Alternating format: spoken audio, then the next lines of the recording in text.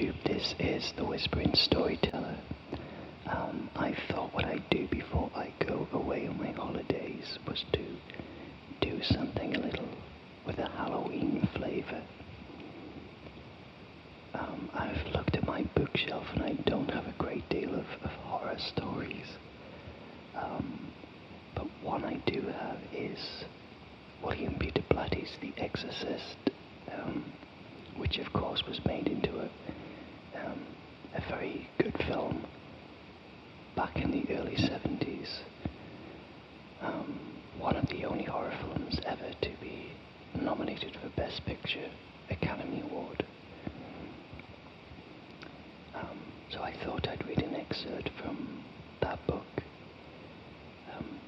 For anybody who was wanting me to continue with it, it's probably something I won't do because of the nature of the story. I don't think it's very suitable for my channel, and it's took me quite a while to find an excerpt that doesn't have any obscenities or anything very unpleasant, so I've gone for chapter 4 of the novel, which isn't too bad. For anybody who's not familiar with The Exorcist, it's a story of a woman, a mother who finds out that her only child, Reagan, is possessed by a demon, and in desperation she turns to a Jesuit priest who's having a conflict of his own. Basically, he's a doubting Thomas. He's questioning his faith, and he must overcome that to get rid of the demon. That's the basic structure of the story. It's not a very pleasant story at all. Some people don't find it scary at all. Some people do. I think it all depends on your outlook, and if you have a strong faith, a Christian faith, I would add. So here we go, chapter 4 of The Exorcist.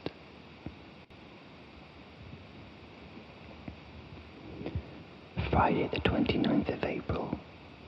While Chris waited in the hall outside the bedroom, Dr. Klein, a noted neuropsychiatrist, was examining Reagan. The doctors observed for half an hour, flinging, whirling, tearing at the hair. She occasionally grimaced and pressed her hands against her ears as if blotting out some sudden deafening noise. She bellowed obscenities, screamed in pain. Then at last she flung herself downward onto a bed and tucked her legs up under her stomach. She moaned incoherently. The psychiatrist motioned Klein away from the bed. "Let's get her tranquilized," he whispered. "Perhaps I can talk to her." The internist nodded and prepared an injection of 50 milligrams of Thorazine. When the doctors approached the bed, however, Reagan seemed to sense them and quickly turned over. And as the neuropsychiatrist attempted to hold her, she began to shriek in malevolent fury. She bit him, fought him, held him off. It was only when Carl was called in to assist that they managed to keep her sufficiently rigid for Klein to administer the injection. The dosage proved inadequate. Another 50 milligrams was injected. They waited. Reagan grew tractable, then dreamy, then stared at the doctors with sudden bewilderment. "Where's Mom? I want my Mom," she wept. In a nod from the neuropsychiatrist, Klein left the room to go and get Chris. "Your mother will be here in a second, dear," the psychiatrist told Reagan. He sat on the bed and stroked her head. There. It's all right, dear. I'm a doctor." "I want Mom," wept Reagan. "She's coming." "Do you hear, dear?" She nodded, tears streaming down her face. "Where?" "Every place," sobbed Reagan. I'm aching everywhere. The door opened. Oh, my baby. Mom. Chris ran to the bed and hugged her daughter, kissed her, comforted and soothed her. Then Chris herself began to weep. Oh, Rags, you're back. It's really you. Oh, Mommy hurt me, Regan sniffed. Make him stop hurting me, please. Regan looked puzzled for a moment. Then Chris glanced at the doctors with a pleading question in her eyes. She's heavily sedated, the psychiatrist said gently. You mean? He cut her off. We'll see. He then turned to Regan. Can you tell me what's wrong, dear? I don't know, she murmured. I don't know why he does it to me. Tears rolling down her eyes. He was always my friend before. Who's that?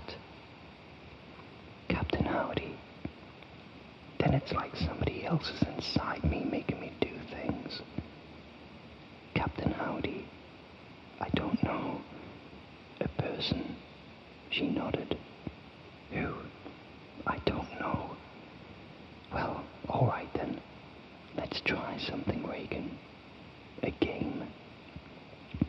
He was reaching in his pocket for a shiny bauble attached to a silver length of chain. Have you ever seen movies where somebody gets hypnotized? She nodded. Well, we're going to play that game ourselves, Regan. I'm a psychiatrist and a hypnotist. Yeah, I hypnotize people all the time. That's of course if they let me. No, if I think I will hypnotize you, Regan, it will help you get well. Yes, that person inside you will come right out. Would you like to be hypnotized? See, your mother's right here, right beside you. Regan looked questioningly at Chris. Go ahead, honey, do it, Chris urged her. Try it. Regan turned to the psychiatrist and nodded. Okay, she said softly, but only a little. The psychiatrist smiled and placed his hands on her shoulders and glanced abruptly at the sound of pottery breaking behind him.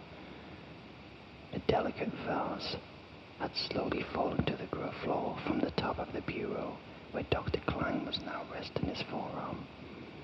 He looked at his arm, then down at the shards with an air of puzzlement. He stooped to pick it up. Never mind, Doc. Well, he'll get it, Chris told him. Would you close those shutters for me, Sam? The psychiatrist asked him, and pull the drapes.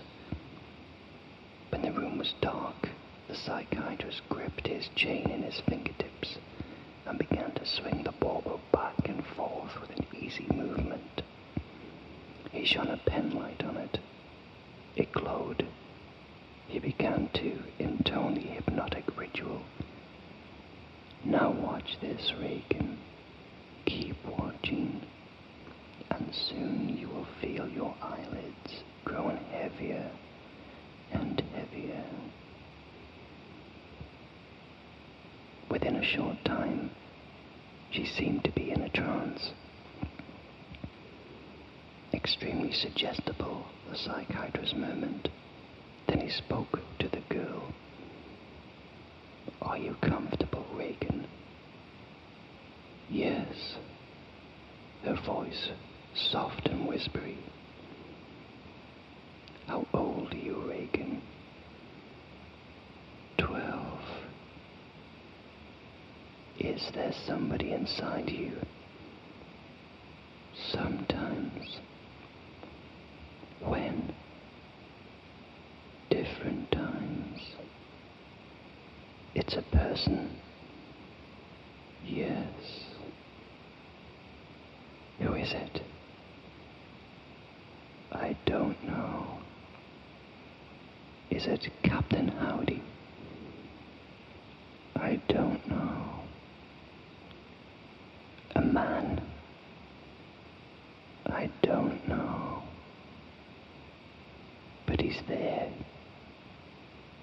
Yes, sometimes.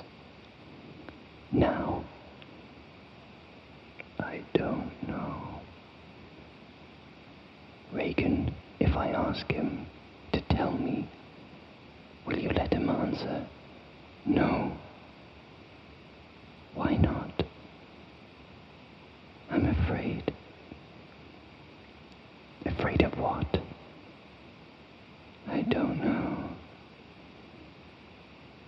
If he talks to me, Reagan, I think he will leave you. Do you want him to leave you? Yes. Let me speak then. Will you let him speak? A pause then. Yes. I'm speaking to the person inside of Reagan now, the psychiatrist said firmly. If you are there, you too are hypnotized and must answer all my questions. For a moment he paused to allow the suggestion to enter her bloodstream, and then he repeated it. If you are there, then you too are hypnotized and must answer all of my questions. Come forward and answer now. Are you there? Silence. Then something curious happened. Reagan's breath turned suddenly foul. It was thick, like a current, and the psychiatrist smelled it from 2 feet away. He shone the penlight on Reagan's face. Chris stifled a gasp.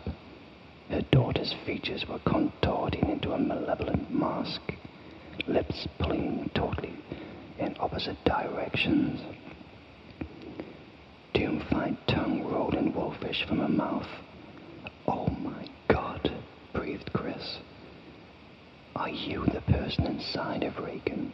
The psychiatrist asked. She nodded. Who are you? No one am I, she answered gutturally. Is that your name? She nodded. You're a man, she said. Say. Did you answer? Say. If that is a yes, nod your head. She nodded. Are you speaking in a foreign language? Say. Where do you come from? Dog. You say that you come from a dog? Dog more of a gosh yum, Reagan replied. The psychiatrist thought for a moment, then attempted another approach. When I ask you a question now, you'll answer by moving your head, a nod for yes, and a shake for no. Do you understand that? Reagan nodded. Did your answer have meaning, he asked her. Yes. Are you someone whom Reagan has known? No. That she knows of? No. Are you someone she's invented? No. You're real? Yes. Part of Reagan? No. Were you ever part of Reagan? No. Do you like her? No. Dislike her? Yes. Do you hate her? Yes. Is it something she's done? Yes. Do you blame her for her parents' divorce? No. Has it something to do with her parents? No. With a friend? No. But you hate her? Yes. Are you punishing Reagan? Yes. Do you wish to harm her? Yes. Kill her? Yes. If she died, wouldn't you die too? No. The answer seemed to disquiet him, and he lowered his eyes and thought. The bed springs squeaked as he shifted his weight. In the smothering stillness, Reagan's breathing rasped, as if from a rotten, putrid bellows, here yet far, distantly sinister. The psychiatrist lifted his glance again to that hideous, twisted face. His eyes gleamed sharply with speculation. Is there something she can do that will make you leave her? Yes. Can you tell me what it is? Yes. Will you tell me? No. But abruptly, the psychiatrist gasped in startled pain as he realized with horrified incredibility that Reagan was squeezing his scrotum with a hand that had gripped him like an iron talon. Eyes widening, he struggled to break free. He couldn't. Sam, help me, he croaked. Agony, bedlam. Chris looking up and leaping for the light switch. Klein running forward. Reagan, with her head back, cackled demonically, then howled like a wolf. Chris slapped at the light switch, turned, so grainy, flickering film of slow-motion nightmare. Reagan and the doctors writhing on the bed in a tangle of shifting arms and legs, in a melee of grimaces and gasps and curses, with the howling and yelping and the hideous laughter, with Reagan oinking, Reagan neighing. Then the film track is tracing faster, with the bedspread shaking, violently quivering from side to side, as Chris watched helplessly while her daughter's eyes rolled upwards to their sockets, and she wrenched up a knee, a shriek of terror, torn raw and bloody from the base of her spine. Reagan crumpled and fell unconscious. Something unspeakable left the room. For a breathing moment, nobody moved. Then slowly and carefully, the doctors untangled themselves and stood up. They stared at Reagan. After a time, the expressionless Klein took Reagan's pulse. Satisfied, he slowly pulled up her blanket and nodded to the others. They left the room and went down to the study. For a time, nobody spoke. Chris was on the sofa. Klein and the psychiatrist sat near her, facing chairs. The psychiatrist was pensive, pinching at his lip as he stared at the coffee table. He then sighed and looked up at Chris. He turned to her. "What the hell is going on?" asked Chris in a mournful, haggard whisper. "Did you recognize the language she was speaking?" he asked her. Chris shook her head. "Have you any religion?" "No." "Your daughter?" "No." Now the psychiatrist asked her a lengthy series of questions relating to Reagan's psychological history. When at last he'd finished, he seemed disturbed.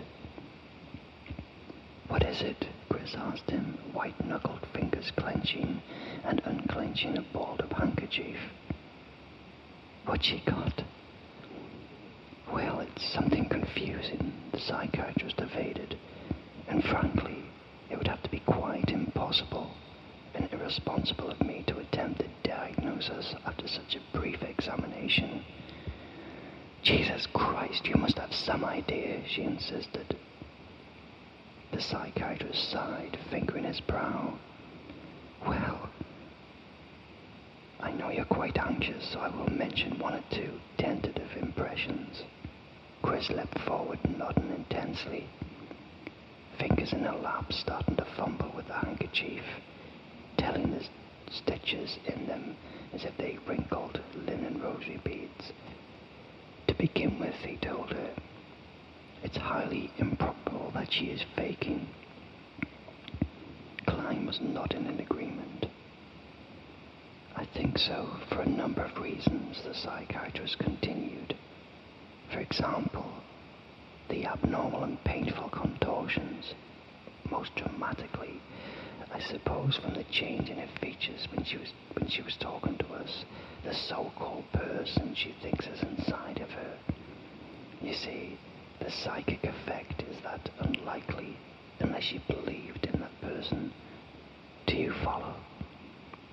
I think I do, Chris answered, squinting her eyes in puzzlement. But one thing I don't understand is where this person comes from. I mean, you keep hearing about split personality, but I've never really known any explanation. Well, neither does anyone else, Mrs. McNeil. We use concepts like consciousness and mind, personality, but we don't yet know what these things are. He was shaking his head. Not really, not at all. So when I start talking about something like multiple or split personality, we all have some theories that raise more questions than answers. Freud thought that certain ideas and feelings are somehow repressed by the conscious mind, but remain alive in a person's subconsciousness, remain quite strong in fact, and continue to seek expression through various psychiatric symptoms. Now when this repressed, or let's call it dissociated material, the word dissociation implying the splitting off from the mainstream of the consciousness, well, this time the material is sufficiently strong, and where the subject's personality is disorganized and weak, the result can be schizophrenic psychosis. Now this isn't the same, he cautioned, as dual personality. Schizophrenia means a shattering of personality, but where the dissociated material is strong enough to somehow come glued together, to somehow organize in the individual's subconscious, why then it's been known at times to function independently as a separate personality, to take over the bodily functions. He took a breath. Chris listened intently as he went on. That's one theory. There are several others, some of which involve a notion of escape into unawareness, escape from the same conflict or emotional problem. Getting back to Reagan, she hasn't had any history of schizophrenia, and the EEG didn't show up the brainwave pattern that normally accompanies it. So I had to reject schizophrenia, which leaves us in the general field of hysteria. I gave last week, Chris murmured bleakly. The worried psychiatrist smiled thinly. Hysteria, he continued, is a form of neurosis, which is an emotional disturbance converted into bodily disorders. Now, in certain of its forms, there's dissociation. In psychonesia, for example,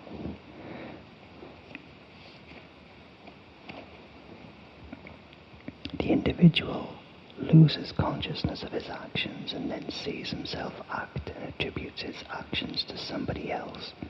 His idea of the split personality is vague, however, and Reagan seems specific. Now we come to what Freud used to call the conversion form of hysteria. It grows from the unconscious feelings of guilt and the need to be punished. Dissociation is the paramount feature here, even split multiple personality, and the syndrome might also include epidoid-like convulsions, hallucinations, abnormal motor excitement. That does sound a lot like Reagan, Chris ventured moodily. Don't you think? I mean, except for the guilt part, what would she have to feel guilty about? Well, a cliche answer, the psychiatrist responded, might be the divorce. Children often feel they are the ones rejected and assume the full responsibility for the departure of one of their parents. In the case of your daughter, there's reason to believe that that could be the case. Here I'm thinking about the brooding and the deep depression over the notion of people dying. Thanatophobia.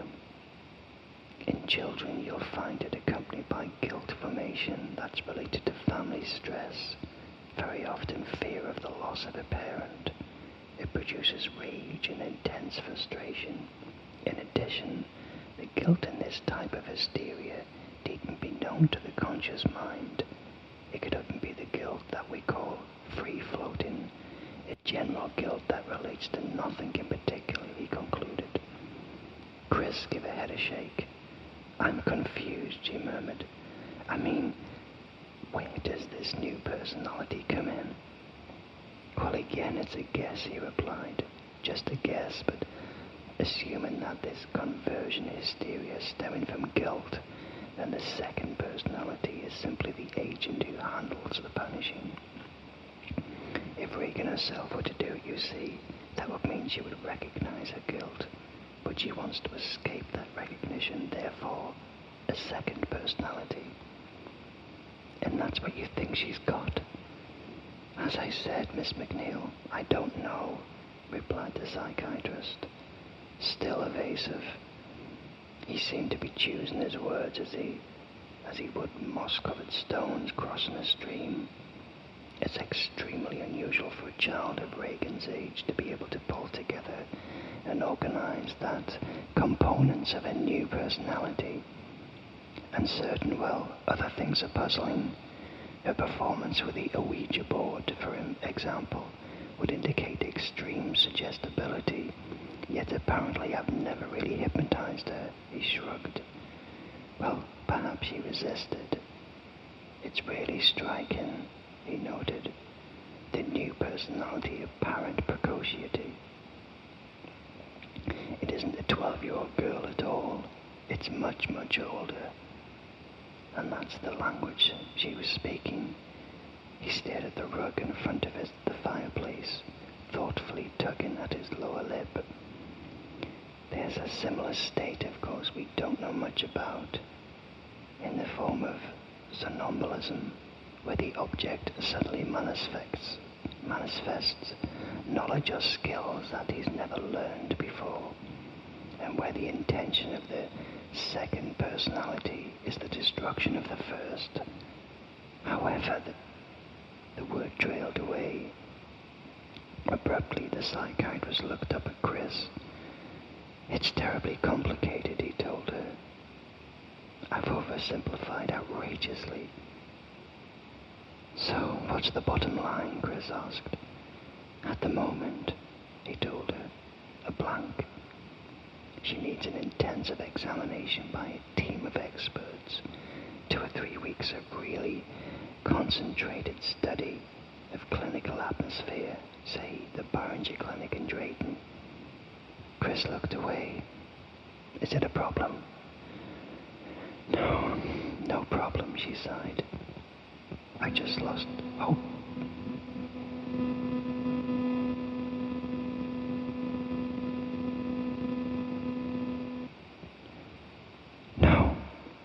No problem, she sighed. I just lost hope, that's all. Don't get you. It's an inside tragedy. The psychiatrist telephoned the Barringer Clinic from Chris's study. They agreed to take Regan the following day. The doctors left. Chris swallowed pain with remembrance of Dennings, the remembrance of death and the worm and the void and the unspeakable loneliness, stillness, darkness underneath the sod, with nothing moving, no motion. Briefly she wept. Too much. She then put it away and began to pack.